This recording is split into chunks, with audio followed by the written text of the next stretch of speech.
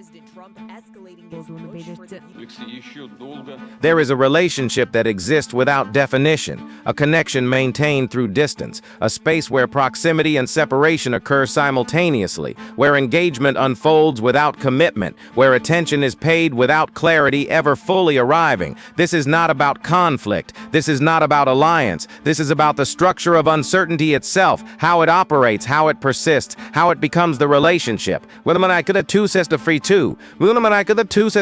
Curse without pawns with the tiki or icon the breed for, with epitabisu. In modern geopolitics, some partnerships are formalized through treaties, through shared institutions, through decades of predictable interaction. Others remain fluid, undefined, perpetually recalibrated. And then there are those that exist in a state between these poles, relationships characterized not by what has been resolved, but by what has been left open, what has been deferred, what continues without conclusion. Well, that's fine. Russia occupies such a space, not as an adversary in the traditional sense, not as a partner in any formal framework, but as a presence, strategic, territorial, institutional, that cannot be ignored and cannot be fully engaged. A major power with nuclear capacity, permanent Security Council status, influence across multiple regions, and a history of both cooperation and confrontation with Western structures. A state that has been isolated through sanctions, excluded from certain international forums, yet remains diplomatically active, economically connected to global energy markets, and militarily involved in conflicts beyond its borders.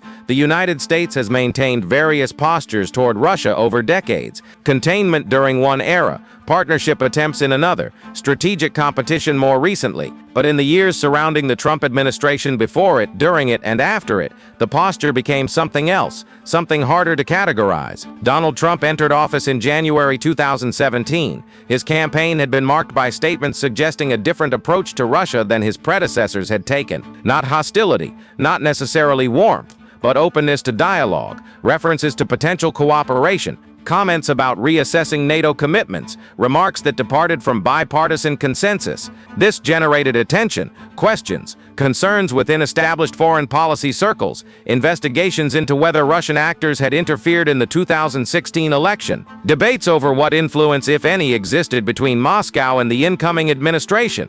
What followed was not a clear pivot, not a reset, not a rupture, but a series of moments, official meetings, phone calls, statements, delays that formed a pattern without ever forming a policy. The first meeting between Trump and Russian President Vladimir Putin took place in July 2017 on the sidelines of the G20 summit in Hamburg. It was highly anticipated, closely watched, and when it concluded, there was no joint statement of substance, no announced agreements, no detailed readout from the U.S. side that clarified what had been discussed or what direction the relationship would take. Just acknowledgement that the meeting had occurred, that conversation had taken place, that both leaders had spoken. This became a recurring feature: engagement without definition, contact without commitment, attention without resolution. In Helsinki in July 2018, another summit, this one more formal, more visible, Trump and Putin met for hours, emerged together for a press conference. Trump declined to publicly endorse U.S. intelligence assessments regarding Russian interference in the 2016 election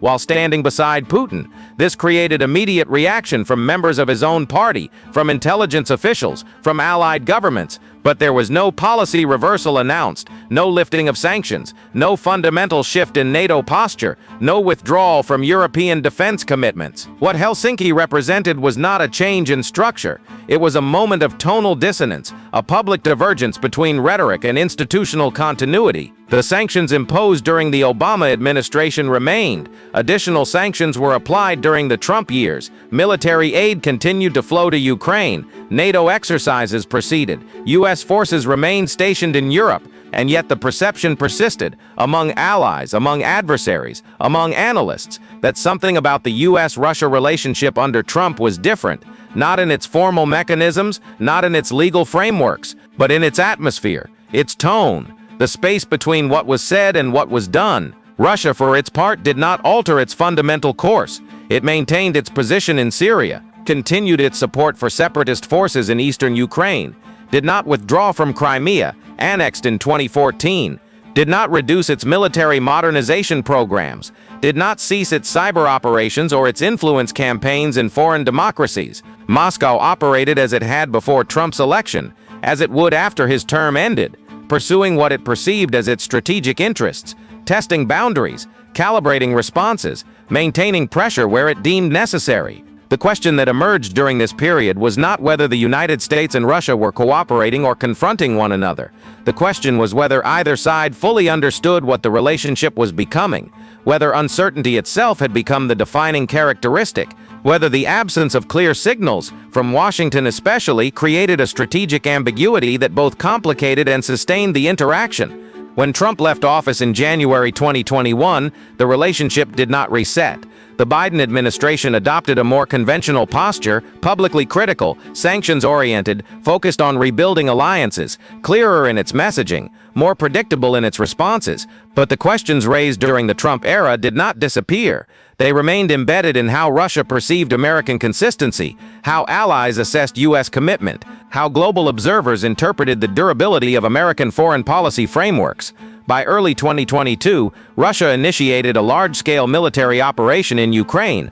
This was not a continuation of the limited territorial incursions of 2014. This was a full invasion, airstrikes, ground forces, attempts to capture the capital. The United States, now under Biden, responded with extensive sanctions, intelligence sharing with Ukraine, military aid, diplomatic isolation efforts. NATO unity strengthened. European energy dependencies on Russia became points of strategic vulnerability that governments scrambled to address. But even as this unfolded, analysts returned to earlier moments, to the Trump years, to what had been said, what had not been said, to the gaps in communication, to the periods of delayed response, to the statements that seemed to suggest flexibility where institutions remained rigid, to the question of whether those years had contributed to miscalculation, not through direct action, but through the uncertainty they generated. This is not to assign causation. This is not to claim that one administration's rhetoric determined another state's military decisions, but uncertainty has effects. Distance without clarity creates space, and in that space other actors make their own assessments, draw their own conclusions, act based on what they perceive to be possible. Throughout this period there were moments of contact, phone calls, diplomatic exchanges, statements released through official channels, but these did not form a coherent strategy. They formed a series of interactions, each discrete, each context-dependent, each leaving questions unresolved. When Trump spoke positively about Putin, it was unclear whether this reflected personal opinion, strategic positioning, or something else entirely. When sanctions were applied, it was unclear whether they represented a firm policy or a response to congressional pressure. When military aid to Ukraine was briefly delayed in 2019, it was unclear whether this signaled a shift in priorities or an isolated incident tied to domestic political considerations. What became clear was this: the relationship between the United States and Russia under Trump was defined less by what happened than by what remained uncertain, less by policy outcomes than by the perception that policy itself was negotiable, less by institutional continuity than by the gaps between rhetoric and action. Russia did not become an ally, but it also did not become an enemy in the way Cold War frameworks once defined enmity. It remained a strategic competitor, a nuclear power, a permanent member of the Security Council, a state with regional ambitions, cyber capabilities, and a willingness to challenge Western institutional norms. And the United States during the Trump years engaged with this reality inconsistently, publicly, visibly, in ways that created questions among allies and adversaries alike. When Trump returned to the political stage in subsequent years, Russia remained a point of reference. Statements made during his 2024 campaign suggested, once again, a willingness to negotiate, to find solutions quickly, to reassess the level of U.S. support for Ukraine, to pursue dialogue with Moscow. This created, once again, uncertainty among European allies who had invested heavily in supporting Ukraine, among military planners who relied on predictable U.S. commitments, among those who had worked to isolate Russia diplomatically and economically. But as of early 2025, following Trump's return to office, no fundamental policy shift had occurred. No withdrawal of support for Ukraine was announced. No lifting of sanctions took place. No formal agreement with Russia was reached. What existed instead was the familiar pattern, statements that suggested openness, institutional continuity that preserved existing structures, and the space between them where uncertainty operated. This is the nature of the relationship now, not defined by war, not defined by peace, not defined by cooperation or confrontation in any pure form, but defined by the presence of both possibilities simultaneously, by the fact that dialogue has not closed entirely, that conflict has not escalated to direct confrontation between the two powers, that sanctions remain but do not prevent all interaction, that military aid flows but does not translate into formal alliance obligations. Russia continues to operate within this framework. It pursues its objectives in Ukraine, maintains its influence in Syria, in parts of Africa, in Latin America, develops its relationships with China, with Iran, with other states that see value in multipolarity, modernizes its military, adapts to sanctions, tests the boundaries of what the West will tolerate. The United States under Trump once again navigates this with the same pattern that defined the earlier period. Public statements that create ambiguity, institutional actions that maintain continuity, a relationship that exists without resolution. This is not a story about what will happen. This is not a prediction about future escalation or future détente. This is an observation about what exists now, about how two major powers interact when neither is willing to fully confront nor fully cooperate with the other, when uncertainty itself becomes the mechanism through which the relationship functions. It is a relationship built on distance, on unresolved communication, on attention that does not translate into clarity, on engagement that does not produce commitment. A relationship where both sides continue to speak, but neither side fully understands what the other intends, where institutional structures persist even as public rhetoric suggests otherwise, where sanctions and summits coexist, where military competition and diplomatic contact occur simultaneously.